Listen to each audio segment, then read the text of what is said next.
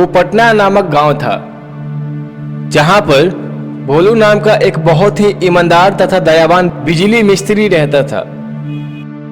उसी गांव में एक धनी सेठ भी रहता था, जो कि बहुत ही घमंडी तथा लालची व्यक्ति था, जिसका नाम मोटक लाल था। एक बार भोलू अपने दुकान में ग्राहकों से, हाँ जी, आपका तो टीवी बन गया है, लेकिन एक समस्या आ सकती है अभी भी आपके टीवी में। हो सकता है साउंड की थोड़ी प्रॉब्लम आ सकती है, लेकिन इसके टूटे हुए ट्यूब को हमने बदल लिया है, तो बेफिक्र होकर ले जाइए और खूब चलाइए।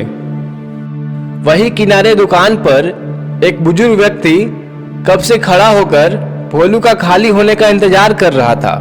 जब भोलू अपने ग्राहकों को सामान दे देता है, तब बोलता है, बोलिए चंपक चाचा, मैं क्या सेवा कर सकता हूँ? माफ कीजिएगा, आपको काफी देर से खड़ा कराया, भीड़ बहुत था ना, इसीलिए आपको थोड़ा सा वेट करना पड़ा। वैसे चाचा जी, क्या करना है आपका? कोई बात नहीं बेटा, मैंने तो तुम्हें इसलिए बीच में नहीं टोका क्योंकि एक तो तेरी दुकान कम चलती है और ऊपर से जिनके पास पैसे नहीं होते हैं तुम उनका काम ऐसे ही कर देते हो, इसीलिए मैंने बीच में नहीं टोका कि जितना हो सके इनकम हो जाए। तभी भोलू बोलता है, चाचा जी, पैसे ही सब कुछ नहीं होता है। मैं भी आखिर मध्यम परिवार से आता हूँ, इसलिए लोगों का दुख समझता हूँ। वैसे चाचा जी, आपने बताया नहीं कि क्या बनाना है आपका? बेटा, ये मेरी मोबाइल मुंह से गिर कर टूट गई है और कल से ही बेटा रमेश का भी कॉल नहीं आ रहा है, वो भी परेशान होगा मेरे कारण। चाचा जी, आप कल आकर अपना मोबाइल ले जाइएगा। ठीक है बेटा। तभी चंपक चाचा अपने घर चले जाते हैं तथा भोलू अपने घर चला जाता है।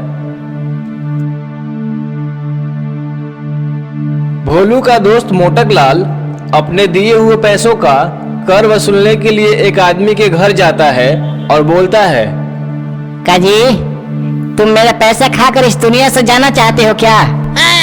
तभी वो आदमी अपने घर के अंदर से कुछ पैसे लेकर मोटक लाल को दे देता है और मोटक लाल बोलता है, ठीक है, आज तो मैं जा रहा हूँ, लेकिन अगले महीना तक पैसा दे देना, समझे? वरना पूरे कर के साथ तुमसे पैसा वसूल करूंगा। वह गरीब आदमी अपना सर हिलाकर हामी भरता है और मोटक लाल वहां से चला जाता है और रास्ते में जाते हुए बोलता है, आज चलता हूँ दोस्त भोलू के घर और देखता हूँ कैसे जी रहा है वो बिन पैसे का।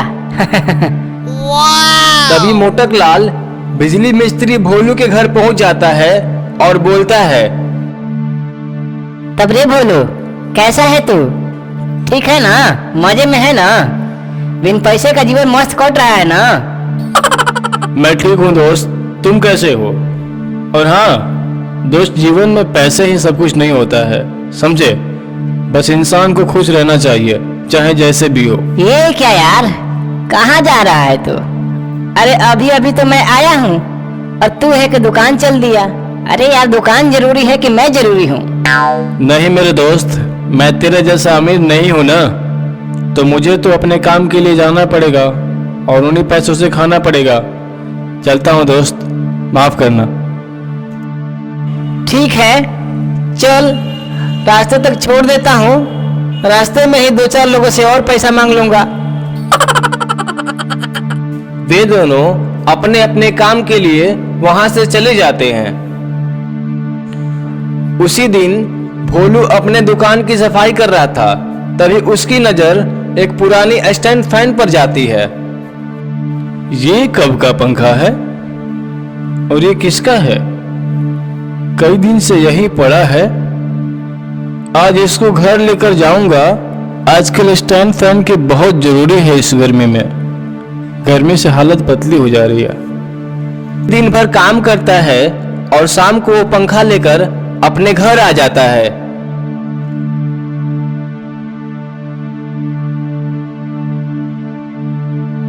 और रात को वह उस पंखे को लगाकर सो जाता है। अगले दिन सुबह वह देखता है कि उसके घर में सोने के बहुत सारे सामान, जैसे सोने के कुर्सी, सोने का बहुत सारा सिक्का और भी सोने के बहुत सारी वस्तुएं रखी रहती है। हे भगवान, मैं सोते सोते किसके घर में आ गया। जल्दी भागना होगा यहाँ से। भोलू वहां से उठकर जाने लगता है, तभी एक आवाज आती है। भोलू, ये सब तुम्हारा है? कौन हो तुम? कहाँ हो? दिखाई क्यों नहीं दे रहे हो? मैं तुम्हें दिखाई दे रहा हूँ भोलू। मैं एक जादुई पंखा हूँ। मैंने तुमसे प्रसन्न होकर यह सब दिया है ताकि तुम जरूरतमंद की मदद कर सको, क्योंकि तुम एक नेक आदमी हो भोलू। तभी भोलू बोलता है, लेकिन ये सब तुमने किया कैसे? जब तुम रात को सोए थे भोलू, तब मैंने तुम्हारे पूरे घर को अपने जादू के मदद से पंखे के सहारे से सोन नगर में ले गया। वही सोन नगर जहाँ पर सभी चीजें सोने की होती है, और वहाँ उतरकर ये सब सामान तुम्हारे घर में डालकर फिर पूरे घर को उड़ाकर वापस इस गांव में ले आया। भोलू उस स्टैंड फैन और धन के मदद से एक अच्छा घर बना लेता है और गांव वालों का मदद करने लगता है, और इस तरह से भोलू खुशी खुशी रहने लगता है।